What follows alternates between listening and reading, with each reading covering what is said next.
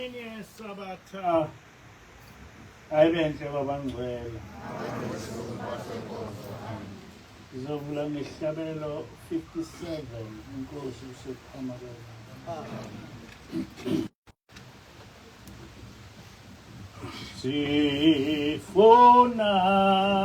Sifuna indlela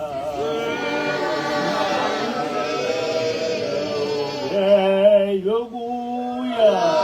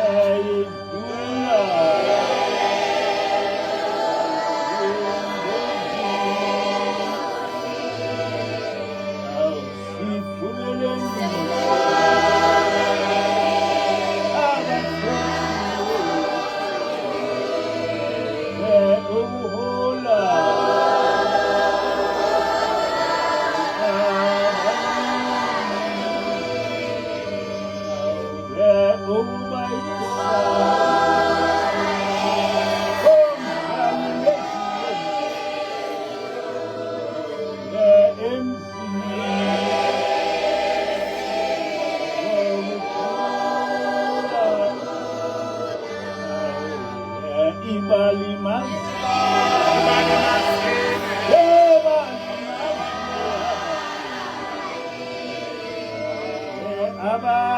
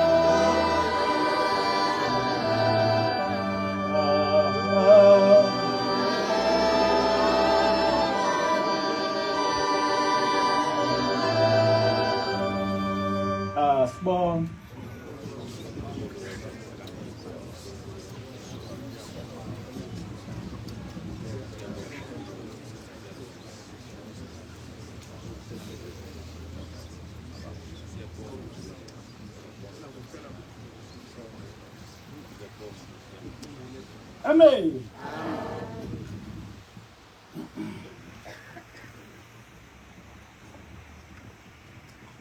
Isihloko salenkonzo sithi zonke izithunywa zikaNkulunkulu zilolimi olulodwa. Zonke izithunywa zikaNkulunkulu zinolimi olulodwa. Incwadi kaHezekeli 3 verse 16 to 19. Kwathi ekugcineni kwezinsuku ezisikhombisa izwi likaJehova lafika kimi lathi, ndodana yomuntu, ngikwenze umlindi kuyo indlu yakwa-Israyeli. Ngalokho yizwa izwi emlonyeni wami ongixwayisele bona.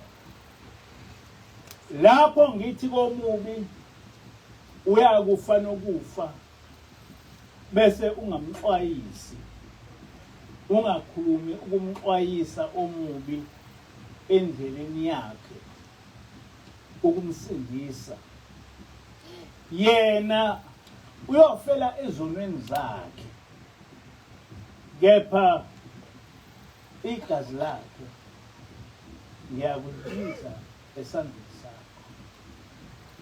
Kepha uma umxwayisa omubi kodwa angabuyi ebubini bakhe, uyakufela ezonweni zakhe, kepha wena waphulile umphefumulo wakho. Amen. Amen. Incwadi kaHezekila 2 verse 3 to 8. Ndodana yomuntu, ngikuthuma kubantu bakwa-Israyeli ezizweni ehlukile, nokhokho bazo bonile kimi kuze kube namuhla.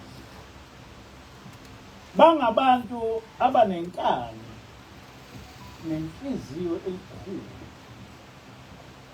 Ngiyakuthuma kubo, uyothi kubo, isho kanje inkosi uJehova ithi, noma bayalalela noma abalaleli, ngokuba beyindlu ehlubukayo, kodwa bayokwazi ukuthi bekukhona umprofeti phakathi kwabo.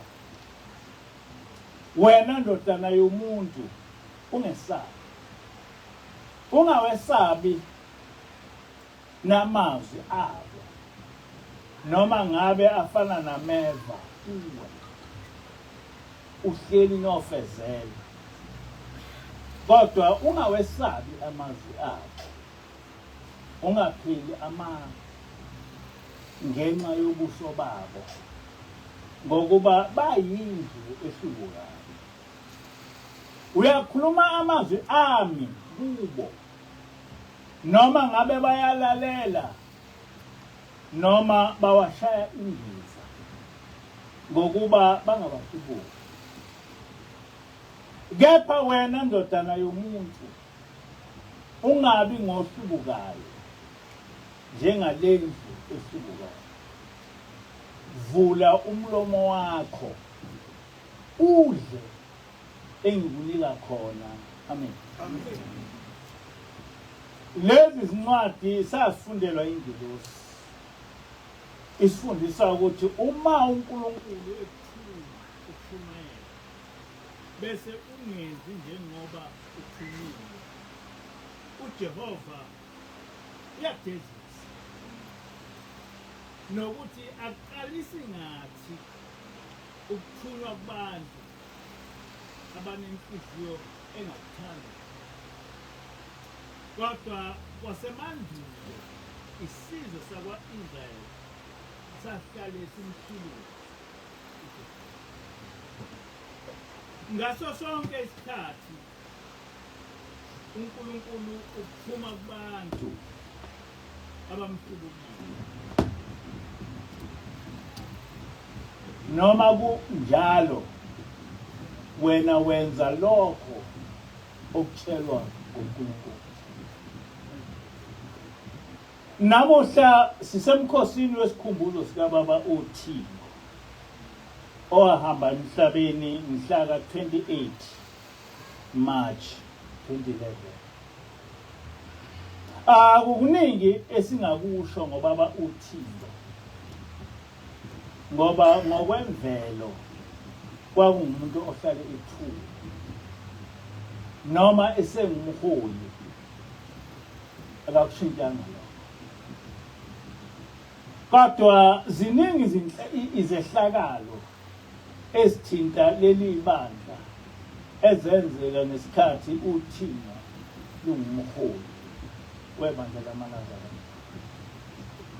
nokho okwanamuhla sizogxila kulokho esithunywayo okungudlulisa indaba kaNkulunkulu emhlabeni.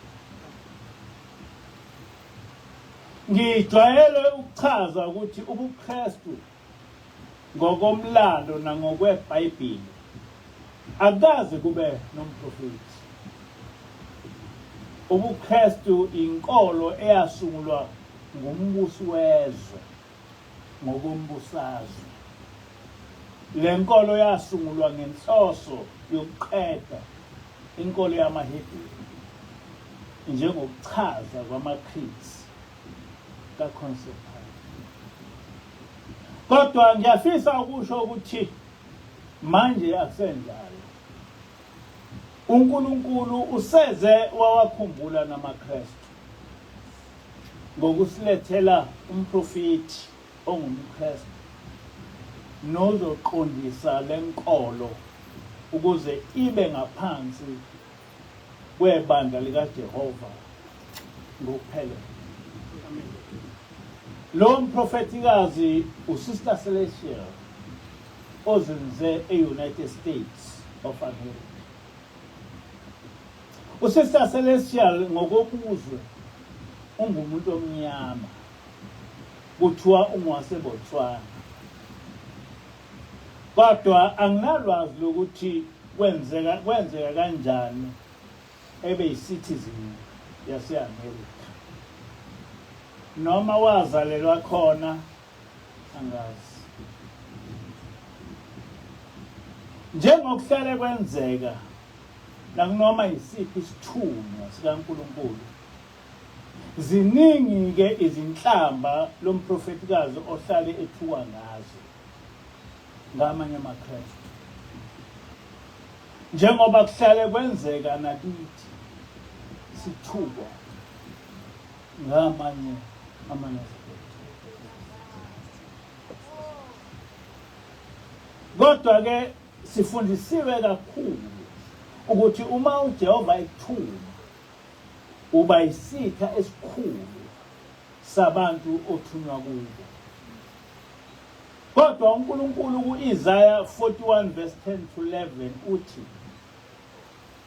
ungesabi ngokuba mina nginawe, ungabi naluvalo ngokuba mina nginguNkulunkulu wakho, ngiyakuqinisa futhi ngiyakusiza, yebo ngiyakusekela ngesandla sokunene sokulunga kwami.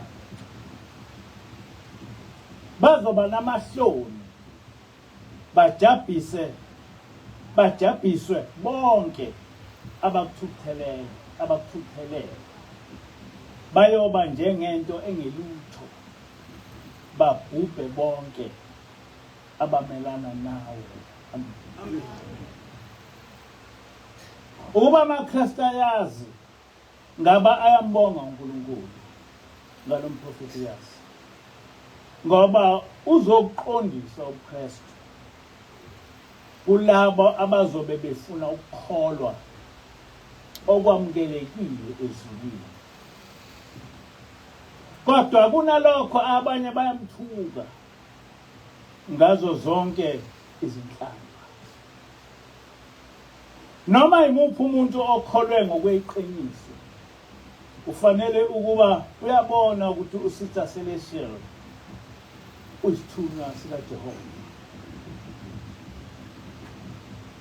uNkulunkulu akamthumi umprofeti ukuba agcine ngokuprofeta, that is to foretell kuphela, kodwa ikakhulu umthuma ukuba afundise abantu ukuthi yena uJehova ufuna ukukhonzwa kanjani. Njengesithunywa sikaJehova noSister Celestial cishe u-90% wesikhathi sakhe usichitha eqondisa inkolo yobuKristu. AmaKristu ewabuyisa kwizifundiso, AmaKristu ewabuyisa kwizimfundisoze ezakhelwe ukuphikisa izwi loPhezukonke. Noma amaKristu ngomlomo ethi nawo akhonza uNkulunkulu nenkosi uJesu, kodwa ngokwenza bayayichitha yonke imiyalo kaJesu Kristu ngokugcina umthetho kaJehova. Lo ngumehluko osobala phakathi koKristu nobuNazaretha bomprofethi uIsaya. uShambe wabhala phansi ukuthi isisekelo sobuNazaretha ukugcina imithetho kaNkulunkulu owayiletha kithi ngoMose. Ngike ngezwa omunye umfundisi wamaKristu ethi inkolo ehlukene kathathu. Uthi kufike kube inkolo yesizwe sakwa-Israyeli kuphela, bese kuba inkolo yama-Gentiles noma bezizwe, okusho noma yimuphi umuntu ongasiye um-Israyeli ngokubuza. Waqhubeka lo mfundisi wathi bese kuba nebandla likaJesu. Wabe usiyalichaza ukuba kodwa ngokweBhayibheli nangokumlando alikho ibandla likaJesu elehlukile enkolweni kaMose. Kuyiqiniso ukuthi inkolo kaMose iyinkolo yesizwe sama-Israyeli kuphela, nokuthi ama-Gentiles noma abezizwe yibo bonke abantu abangasiyo indlu ka-Israyeli. Kodwa angazi ukuthi ngokomlando nangokweBhayibheli ibandla likaJesu elehlukile enkolweni kaMose itholakala kwiphi na? Ngoba ngokwemibhalo uYeshua wayengaphansi kwenkolo kaMose. uYeshua waze wafa ivangeli lakhe liqhakambisa indlu kaIsrayeli, okwathi engasekho abafundi bakhe baphuma eJerusalema bayolishumayela kwabezizwe. kuMathewu 10 verse 5 to 6 kuthi laba abali12 uJesu wabayala wathi, ningayi kwabezizwe kodwa yanini ezimvini ezilahlekile zendlu kaIsrayeli. kuMathewu 15 verse 24 kuthi uJesu waphendula wathi, angithunyelwanga kwabanye kodwa kuphela ezimvini ezilahlekile zendlu yakwa-Israyeli. Amen. Manje imuphi lo Jesu lo mfundisi okhuluma ngaye ongaseyena umIsrayeli nosenebandla lakhe elehlukile kwelikaMose? Kanti enkolweni yobuKristu oJesu bangaki? Ngithe isihloko salenkonzo sithi zonke izithunywa zikaNkulunkulu zinolimi olulodwa. Ukuthi umuntu uyisithunywa sikaNkulunkulu umfundi ulimini, njengoba noYeshua agcizelela lokho. Inqubo yokukholwa kuJehova sayinikwa nguMose, iminguna phakathi. Wonke umuntu ongaphansi kwenkolo kaJehova ukholwa ngokugcina imithetho kaJehova kuphela, noma ishumayela ufundisa ngomthetho kaJehova. enkolweni yobuKristu ngisabone uSister Celestial kuphela oqhuba ivangeli ngokwezimfundiso zeBhayibheli.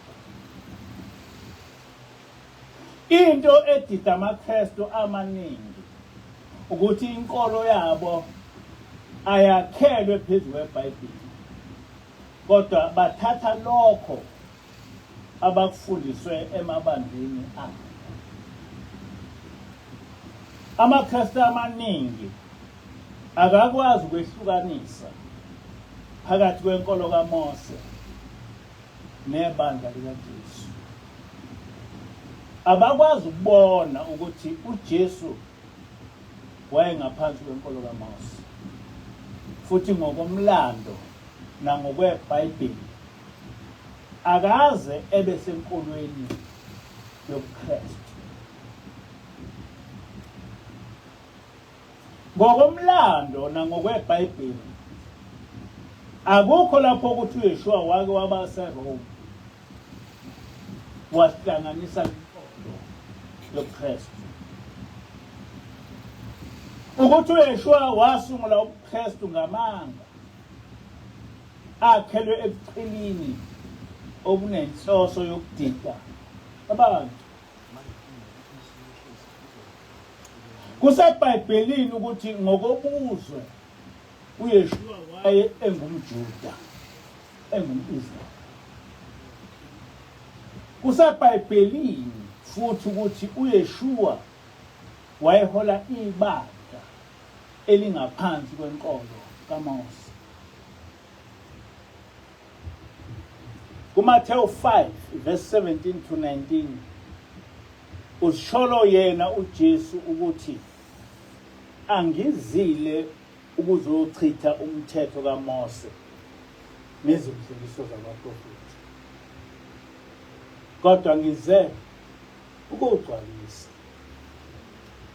Uyaqhubeka uYeshua uthi akusoze kwadlula laganyana linye lomthetho kuze kube phakade.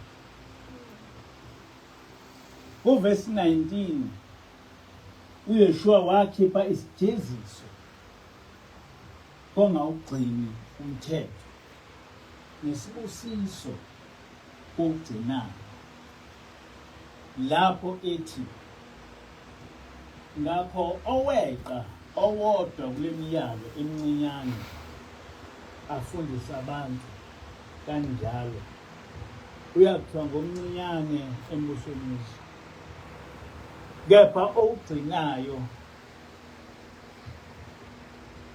ayifundise lowo uyakuthiwa mkhulu embusweni wezulu. Lapha isibusiso isiqalekiso. Le ncazelo ayisiso isihumusho, ngoba vele uJesu usikhulumele yena ngokwakhe. Manje ibandla likaYeshua lisukaphi enkolweni yama-Israyeli eyalethwa emhlabeni ngoMose?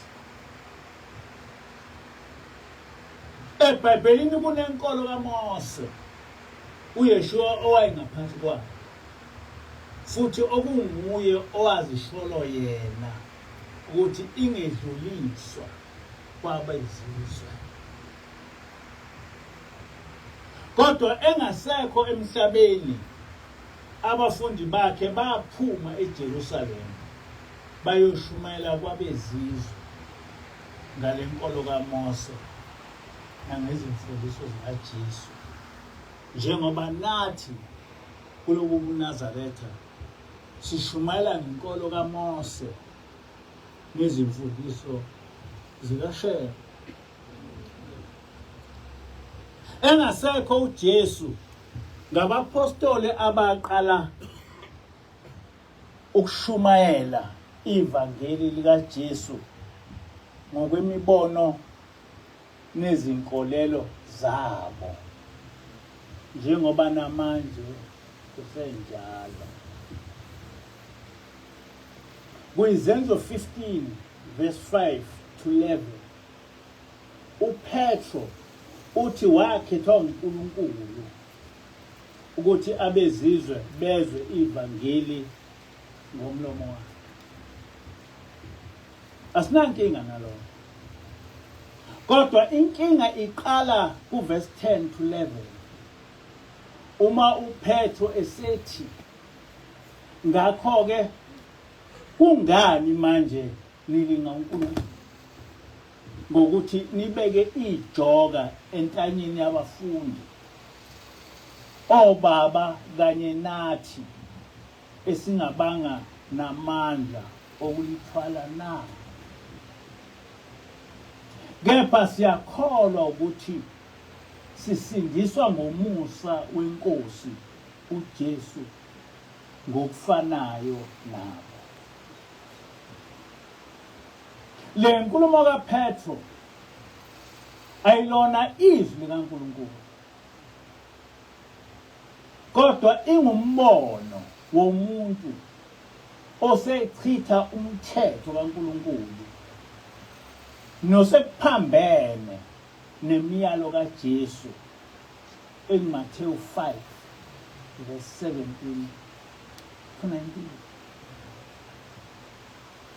UYeshua wathi umthetho kaMose umi ngunaphakade, kodwa emva kwakhe umfundi wakhe usethi alingabekwa phezu kwabo ijoka lokugcina umthetho kaNkulunkulu, ngoba noyise behluleka ukuwugcina lomthetho.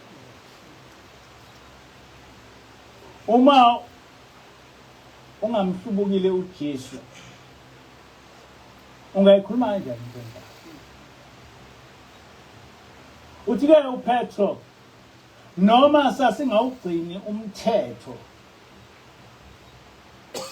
kaNkulunkulu, kodwa sosindiswa ngomusa weNkosi uJesu njengabo obaba ababugcina umthetho kaNkulunkulu. Sebecaca-ke manje ukuthi le false doctrine yokuthi songena ezulwini ngomusa weNkosi uJesu yasukela. uPetro uthi umthetho kaNkulunkulu awuchithwe ngoba wehlula oyise nabo uyabehlula, ngakho-ke awuchithwe.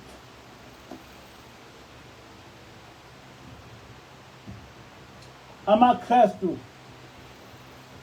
alahliswe ngumphostoli umthetho kaNkulunkulu, egcwaliswa kwasho nguJesu kuverse 19. Kodwa uNkulunkulu ngomlomo kaSister Celestial uyayichitha yokungena ezulwini, into akanayo umprofeti. Ngokwazi kwami uqala ngoSister Celestial ukuba enkolweni yobuKristu okuqala sibe nomprofeti ongagcini ngokuprofeta, kodwa obuye afundise ngomthetho kaJehova njengoba wawufundiswa nabaprofeti bakwa-Israyeli. Okwesibili, yize uSister Celestial engumKristu, kodwa nguye kuphela okwazi ukuphumela obala aphikisa amaKristu ngawo wonke lama false doctrines athi kukhona isivumelwano esisha esichitha umthetho kaNkulunkulu, nokuthi uJesu uzobuya ezolanda ibandla lakhe elisha ongamaKristu. Lapha ngizoveza yonke inkulumo kaCelestial noma ngobude bayo okuningi ngokushiya. Kule nkulumo uSister Celestial usichazela ukuthi uNkulunkulu uthini ngale false doctrine yamaKristu ebizwa ngokuthi i-rapture. Uthi-ke lo mprofetikazi, ngaba nokwazi ukuthi uNkulunkulu uzama ukutshela ibandla ukuthi sekuyisikhathi sokwahlukana nenkohliso esingene yaze yagxila. Inkohliso ebandleni likaJesu likaJesu Kristu ileli lumbo lokuthi ibandla likaJesu Kristu linesikhathi esizayo sokuthi liyophakanyiselwa phezulu ngenxa yamandla angaqondakali, bayiswe kwenye indawo, nokuthi ngeke kusaba nesidingo sokuba bathethe icala bavivinywe ukuthi bayamthanda yini uJesu Kristu, nokuthi ngabe uthando lwabo abamthanda ngalo uJesu Kristu nalobu Kristu babo uqobo luhlanzekile yini? Ngabe lolu uthando lwesekelwe yini emibhalweni, noma lokhu kuvele kwasekelwa kulokho abantu abakulindelayo? That is the question asked by Celestial. Yonke le nto amaKristu ayithathaphi emibhalweni. uNkulunkulu ukhuluma utshela ibandla uthi ngizozilethela ubuhlungu obungenasidingo uma niqhubeka nokubambelela ezimfundisweni zamanga eziqubuke kulezi zikhathi zokugcina, kodwa eziphindwaphindwayo kuze kube sengathi ziyinto ekhona embhalweni. Uma niqhubeka nokuhamba kule nkohliso yokuthi nina nibaleke uNkulunkulu kangoba anikwazi ukuvivinywa, nokuthi okuyikhona okubalekile ukusho nje ngomlomo ukuthi Nkosi, Nkosi. Le nkulumo ngihlale ngikhuluma ngayo nobabilanga wayekhuluma ngayo ukuthi Nkosi, Nkosi sekwenza ukuthi ungene ezulwini, nokuthi ngalokho-ke kuyolotshwa ezulwini ukuthi ningamaKristu oqobo ahlanzwe ngegazi azinikeleyo, angasoze amphika uJesu. Amen. Le nkulumo kaSilisiwe ekhosini lamaKristu engumKristu, le mfundiso nkolo nge-rapture ithi kukhona ibandla elizohlangabezwa nguJesu bese lithatha eyanalo ezulwini, liye ngokuthi nje lihlale libabaza igama likaJesu lithi Nkosi, Nkosi. Lokhu kwenzeka ngaphandle kokugcina umthetho kaNkulunkulu. Lesi isenzo esiphambene nezimfundiso zikaYeshua. Lo myalo ukuthi asinakungena ezulwini uma singawugcina umthetho kaNkulunkulu wavezwa nguye uYeshua kuMathewu 7 verse 21 22. Lapho ethi akibo bonke abathi Nkosi, Nkosi abawungena ezulwini uma bengawugcina umthetho.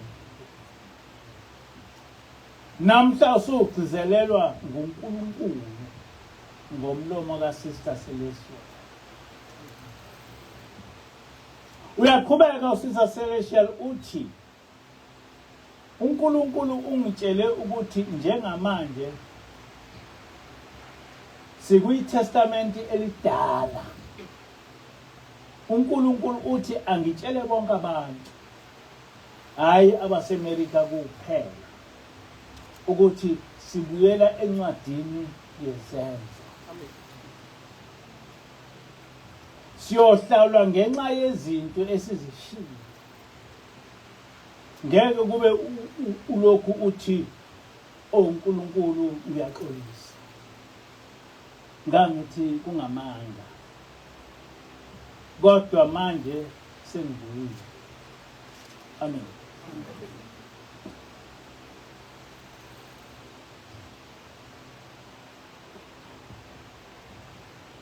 Le mfundiso yonkolo kaCelestial isavumelana nomprofeti uIsaiah kanjalo nemfundiso esihlale sinikwa ingilosi ukuthi yonke inqubo yokukholwa isemthethweni kaMose nezimfundiso zabaprofeti.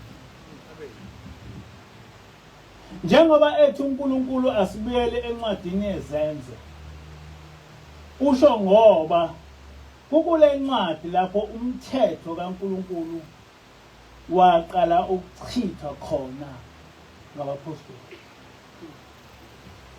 Ngaphambili ngishilo ukuthi kwizenzo 15 verse 10 to 11 kulapho umpostoli uPetro wafundisa ngokuthi awuchithwe umthetho kaNkulunkulu ngoba nokhokho bakhe wabesula. Ngakho-ke asikholwe ukuthi songena ezulwini ngomusa weNkosi uJesu. Ngafuphi uPetro usiyawuchitha umthetho kaJehova. Usethi isisekelo sokukholwa ngomusa weNkosi uJesu. uPetro usechitha wona lo mthetho uYeshua kuMathewu 5 verse 18 othe uminguna phakathi. Kodwa kulesi sikhathi samanje uNkulunkulu uthi asibuyele encwadini yezenzo.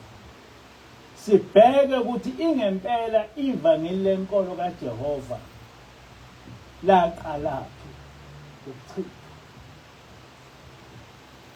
Kwizenzo 24 verse 5 kuyilapho sitshelwa khona ukuthi uPawuli wayengumholi webandla lamaNazaretha okufihliwe ezincwadini eziningi zeTestamente Elisha. Kwizenzo 28 verse 22 to 23 kuthi kepha thina siyathanda ukuzwa ukuthi ucabangani ngokuba siyazi ngaleli hlelo ukuthi liyaphikiswa ezindaweni zonke.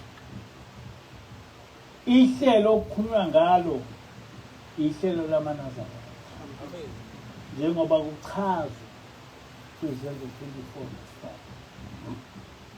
5. Iyaqhubeka incwadi ithi sebemisele usuku baya kuye uPawuli endlini ngobuningi wabacacisela efakaza ngombuso kaNkulunkulu ebanxenxa ngoJesu ethathela emthethweni kaMose nasezimfundisweni zabaprofeti. Le ncwadi ibonisa ngokusobala ukuthi ngenkathi abafundi bakaYeshua bephuma eJerusalema babe ngaphansi kwenkolo kaMose beshumayela ngombuso kaNkulunkulu njengoba kwakushumayela uYeshua esesemhlabeni. Manje-ke iliphi leli bandla likaJesu elehlukile ebandleni lamaNazaretha elagcina likholwa nguPawuli kodwa lingaphansi kwenkolo kaMose? Namuhla uNkulunkulu uvuse umprofeti enkolweni yamaKristu ukuba ezoyiqondisa ngebandla likaYeshua owahamba emhlabeni eliholwa lingakachithwa ngamaKristu. Lesi simo siyefana nokwenzeka ebandleni lamaNazaretha. Njengoba ezulwini kulethwe ingilosi kuba izoqondisa kuNazaretha okwethulwa ngumprofeti Isaiah Shembe. Ibandla lamaNazaretha sekulibandla lamaNazaretha nje ngegama. Ngoba alisayilandeli imfundiso kababamkhulu. Njengoba nebandla lamaKristu lingasayilandeli imfundiso kaYeshua. Kanjalo namaKristu nakumaKristu leli bandla ngelikaYeshua ngegama. Kodwa akuseyilo ibandla elihamba ngokwezimiso zikaKristu owayephila eminyakeni yo-30 AD. Sesilandela uJesu owakhiwe ngabezizwe. USister Celestial akagcinanga ngokushumayela, kodwa kusukela ku-2011 waprofetha ngezinto ezinye esezenzekile, kodwa umhlaba uzama ngayo yonke indlela ukuzichitha. Kodwa angazi ukuthi bazophumelela kanjani ukukwenza lokho, ngoba nguNkulunkulu okhuluma ngomprofeti nabomprofeti bakhe. Uma uNkulunkulu esevuse umprofeti ebandleni lobuKristu ethi akubuyelwe kwiTestament elidala, ngalokho uJehova uhlanganisa ubuNazaretha nobuKristu. Ngoba into ebihlukanisa lezi zinkolo imfundisonkolo yamanga ethi kukhona isivumelwano esisha esichitha umthetho kaNkulunkulu. Ileyo nto besehlukanisa namaKristu. Uma manje sekuqhamuka umprofetikazi ethi uthi uNkulunkulu abuye kwiTestament elidala, yini ke manje izosehlukanisa? Kafuphi sonke inkolo yethu uma isithi singaphansi kwaJehova ngempela, kumele sibuyele kwiTestament elidala njengoba esho uNkulunkulu ngositha Celestial. Lokho kusho ukuthi wonke umuntu olikholwa akabuyele ekugcineni isabatha. Amen. Kodwa leli ivangeli kaCelestial izigidi zamaKristu ziyalichitha. Kungakhathalekile ukuthi ngalo ukhuluma uNkulunkulu.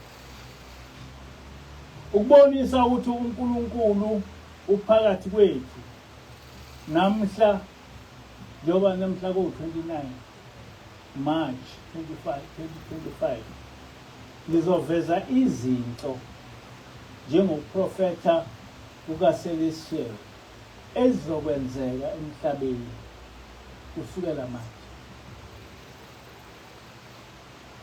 I-America izoba ne-civil war, belwe bodwa, abanye bagcine bebalekela kwamanye amazwe.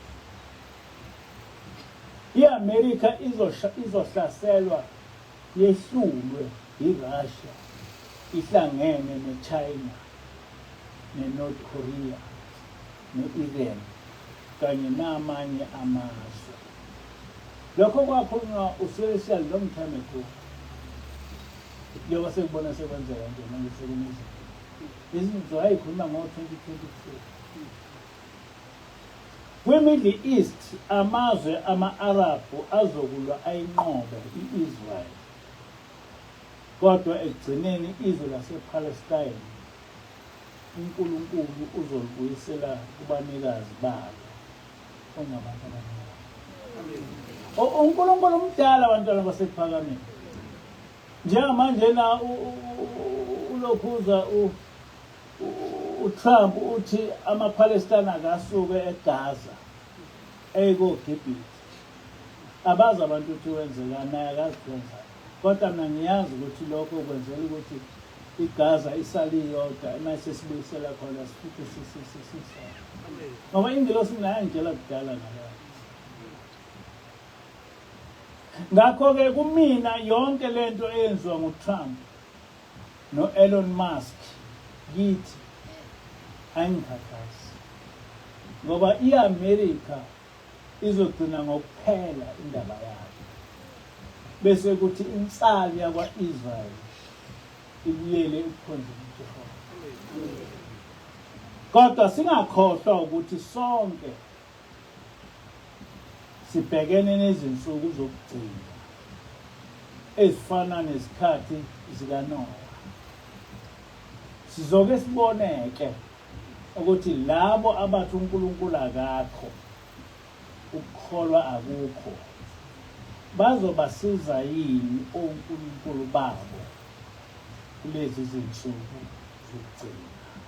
Inkosi busisize. Amen.